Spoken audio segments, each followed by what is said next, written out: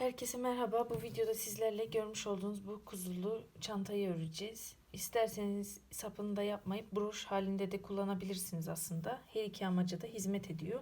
Artık sizin tercihinize kalmış. Yine ben 2.20 milim kalınlığında bir tığ kullandım. Amigurumi için kullandığımız iplerden gördüğünüz gibi böyle koyu ten renklerinden bir renk. Yine saçlarını yapmak için de beyaz renkte bir ip kullandım.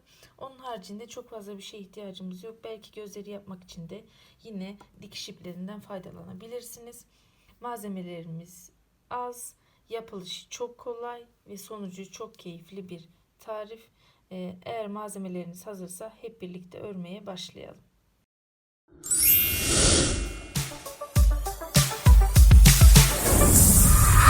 Evet, her zamanki gibi sihirli halkanın içerisine sık iğne yaparak aslında başlıyoruz örgümüze. Şimdi sihirli halkanın içerisine ben 8 tane sık iğne yaparak başlıyorum. Bu defa 6 değil. 1, 2, 3, 4, 5, 6, 7 ve 8. 8 sık iğne yaptım sihirli halkanın içerisine. Sıkıca kapatıyorum. Kapattıktan sonra bir sık iğne ör, bir artır yapıyorum. Bir sık iğne ör, bir artır. Yine bir sık iğne ör, bir artır. Bir sık iğne ör, bir artır. Devam ediyorum turumu tamamlayana kadar. Bir sık iğne ör, bir artır deyip turumu tamamladım. Şimdi 2 sık iğne ör, bir artır. 2 tane tek ördüm. Üçüncüğüme çift batıyorum yani. Söylediğimiz şeyler o. Bir sık iğne ör, bir artır dediğimizde ikinciye çift batıyoruz. 2 sık iğne ör, bir artır deyince üçüncüye 2 kez batıyoruz aslında. Yine 2 tane ördüm. Bir tane artırdım. 1, 2, 3, 4. 1, 2. Yine üçüncüye çift batıyorum. Battım. Şimdi devam ediyorum. 3 sık iğne ör, bir artır. 1, 2, 3, 4. Yine çift batıyorum. 5. Devam ediyorum. 3 tane tek sık iğne ördüm. 2, 3, 4, 5.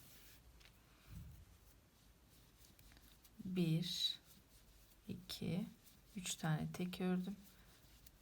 Dördüncüye çift battım. Son kez 1, 2, 3 ve çift battım. Turumu tamamladım. Şimdi 4 sık iğne ör, bir artır yapıyorum. 1, 2, 3, 4 tane tek ördüm. Beşinciye çift battım. 1, 2, 3, 4 ve çift battım. 1, 2, 3, 4. 4 tane ördüm. Beşinciye çift battım. Son artırmamı yapıyorum.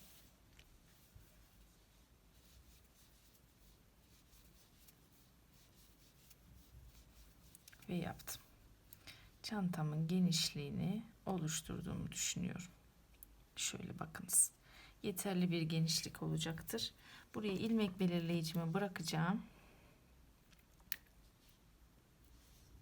Şimdi düz örmeye devam edeceğim.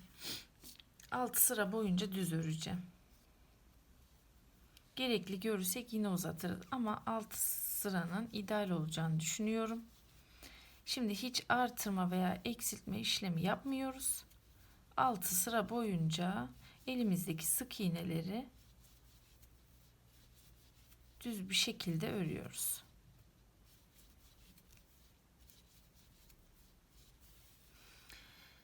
Şimdi sık iğneleri örmeye devam ederken aslında son iki sıraya geldiğimizde oraları BLO şeklinde ya da FLO şeklinde öreceğiz.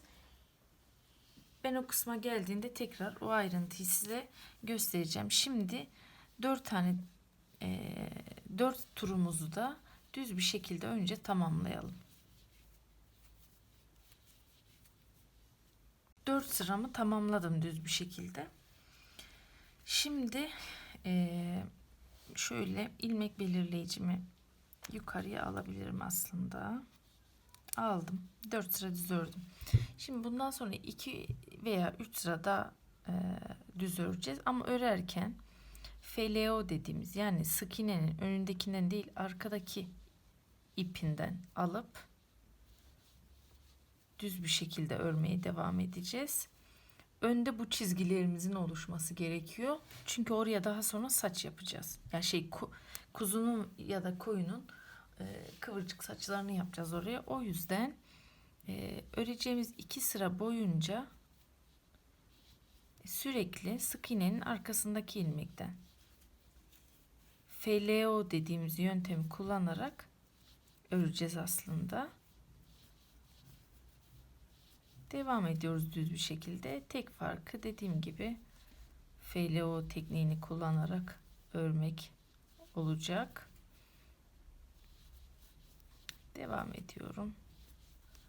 2 sıra boyunca böyle öreceğim.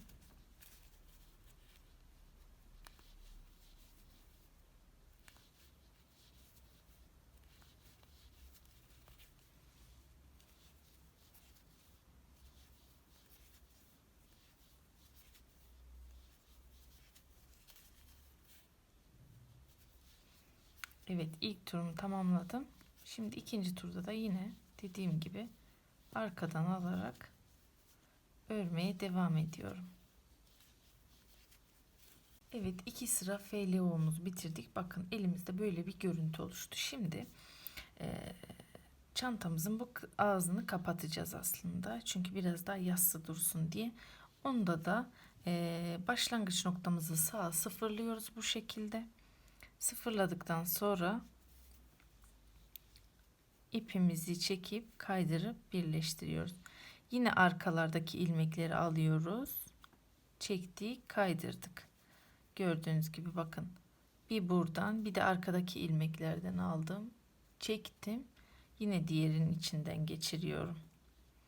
Kapatana kadar aynı işlemi tekrar edeceğim.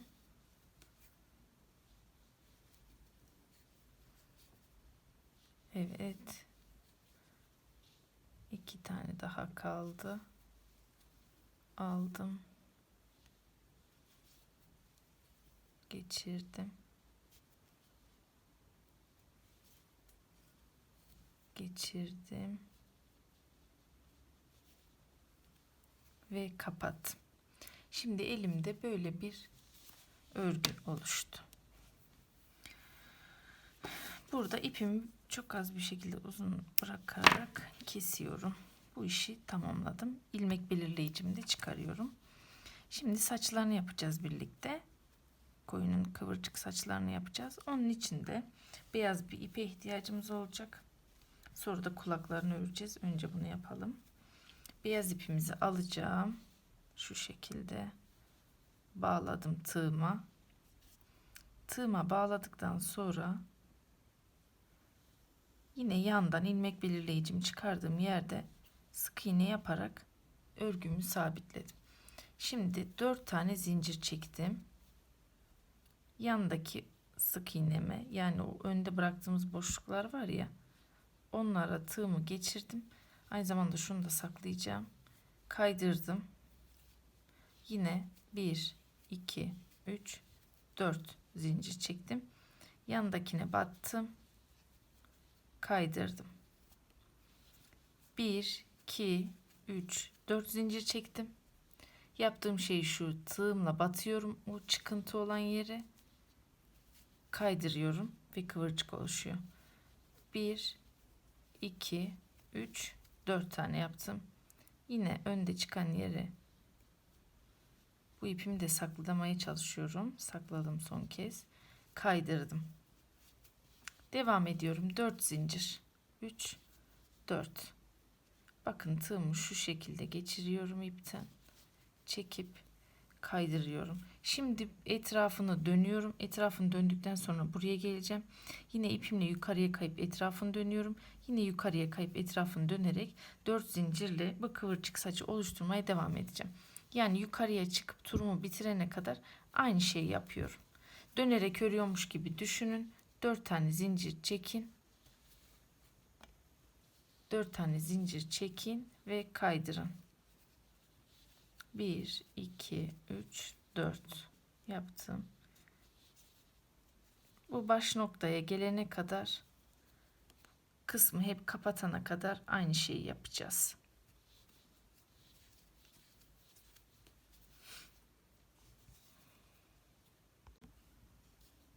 Evet, bakın bitirdik saçlarımızı. Şu an elimizde böyle bir görüntü olacak. Şuradan da kulplarını yapacağız zaten. Şimdi kulaklarını yapalım. Şöyle bir kulak yapacağız kuzu için. Sonrasında da göz kararı bir şekilde yanlardan kulağımızı dikeceğiz. İstersek bu aralara da dikebiliriz. İstersek buranın altına da dikebiliriz. Şimdi bununla içinde yine elimde beyaz ip kalmıştı. 5 tane zincir çekeceğim.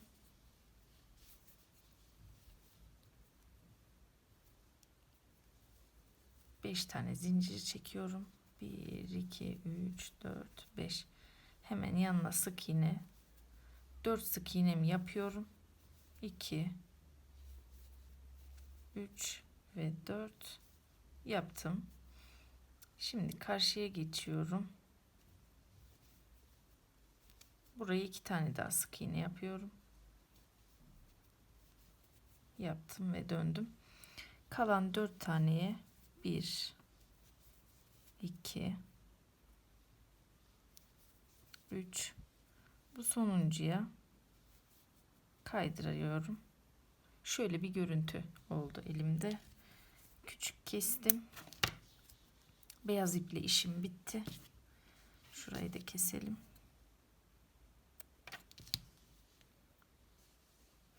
Yine ten rengindeki ipimi aldım. Bağlıyorum tığıma. Bağladım. Kaldığım yerden beyaz ipi de şöyle arkada saklayacak şekilde ikisini birlikte tutuyorum. Hemen yandaki sık iğneye batıp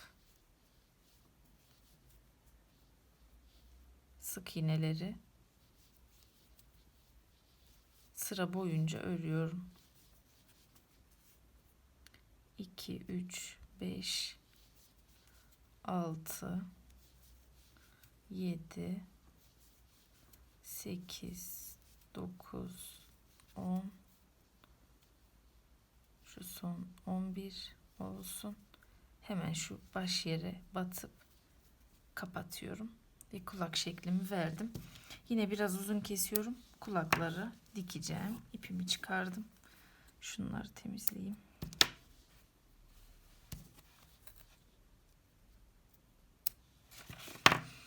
Temizledim. Şimdi dediğim gibi yapacağımız şey kulakları tam böyle saçın dibinden şu şekilde olacak tarzda iki tarafı da eşitleyerek dikelim. Sonra gözlerini yapalım.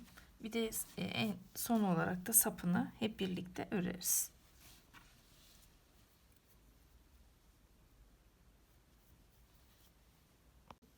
Kulaklarımızın da dikiş işlemlerini tamamladık. Bakın bu şekilde duruyor.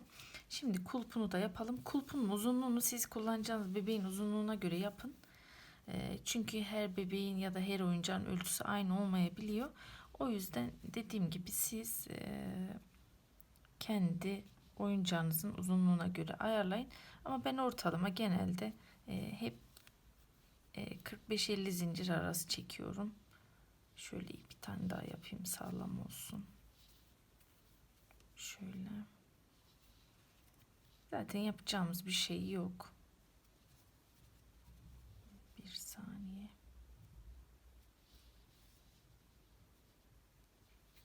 Birleştirip 1, 2, 3, 4, 5, 6, 7, 8, 9, 10, 11, 12, 13,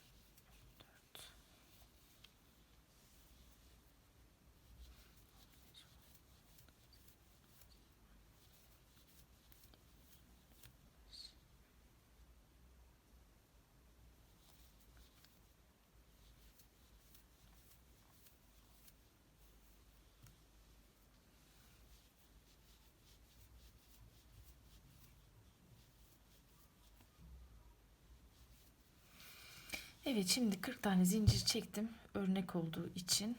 Dediğim gibi siz daha uzun da yapabilirsiniz. Hatta 2, 3, 4, 5, 6, 7, 8, 9, 10, 50'ye tamamlayalım uzunluğunu.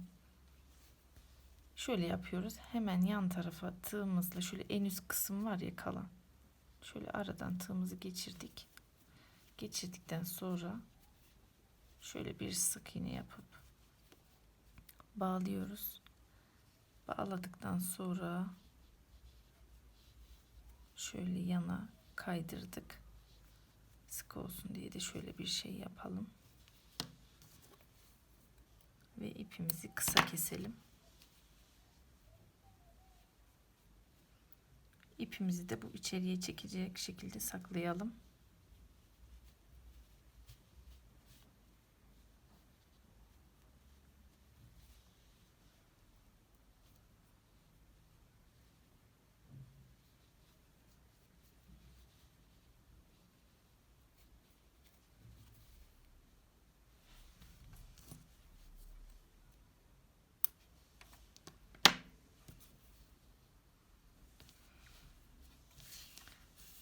Evet, kulpunu da yaptık. Dediğim gibi siz kendi oyuncaklarınızın uzunluğuna göre yapın. Şimdi biraz göz ifadesi bırakalım ve çantamızı, kuzulu çantamızı tamamlamış olalım.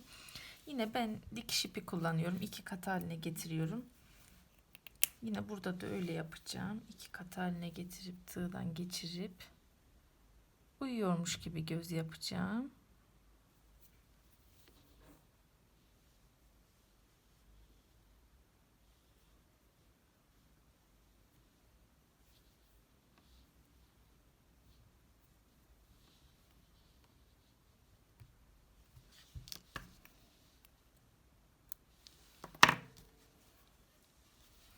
Şöyle yapalım.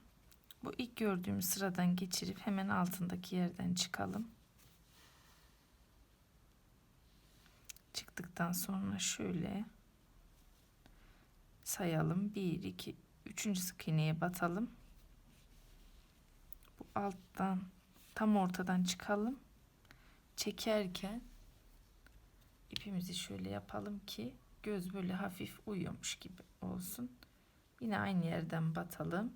Biraz mesafe bırakalım. 2 sık iğne mesafe bıraktım. Bakın çıktım.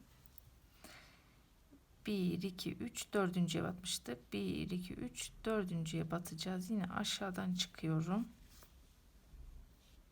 Yine ipimi geçirdim. Gördüğünüz gibi. Şöyle.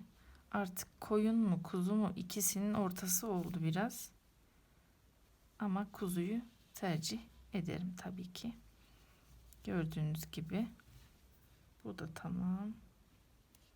Yine içeriden bir yerden geçirip ipimizi kestik.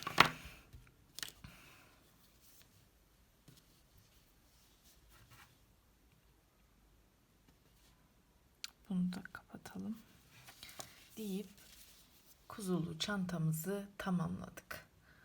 Gördüğünüz gibi çok güzel bir çanta oldu. Tüm oyuncaklarınızla keyifle kullanabilirsiniz. Yine süslemelerdeki detaylar ve özellikler siz kendiniz de eklemeler yapabilirsiniz. Umarım keyifli bir video olmuştur. Beğendiyseniz beğen butonuna basmayı, abone olup bana destek olmayı unutmayınız. Yine başka cici videolarda görüşmek dileğiyle şimdilik hoşça kalın.